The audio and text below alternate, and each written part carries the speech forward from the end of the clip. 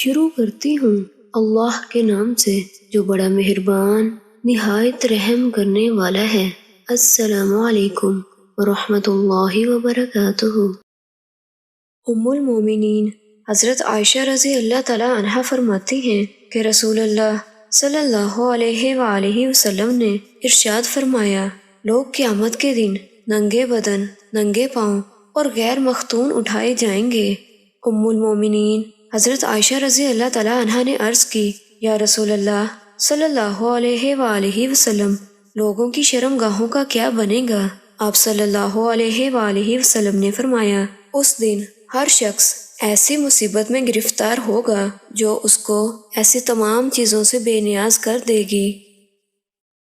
حضرت ابو ذر رضی اللہ تعالی عنہ فرماتے ہیں کہ مجھے صادق و مصدوق علیہ السلام نے بتایا ہے کہ قیامت کے دن لوگ 3 گروہوں میں اٹھائے جائیں گے۔ ایک جماعت سیر شدہ لباس پہنے ہوئے اور سواریوں پر سوار ہوگی، ایک جماعت پیدل چلتے اور دوڑتے ہوگی، اور ایک جماعت کے لوگوں کو فرشتے منہ کے بل گھسیٹ کر دوزخ میں پھینکیں گے۔ ہم نے کہا، اے ابو ذر، ہم ان سب کو پہچانتے ہیں، ان لوگوں کا کیا حال ہوگا جو پیدل چل رہے ہوں گے اور دوڑ رہے ہوں گے؟ انہوں نے فرمایا، اللہ تعالیٰ ان کی پشت پر مصیبت نازل فرمائے گا جس کی وجہ سے ان کی پشت ہی نہیں رہے گی۔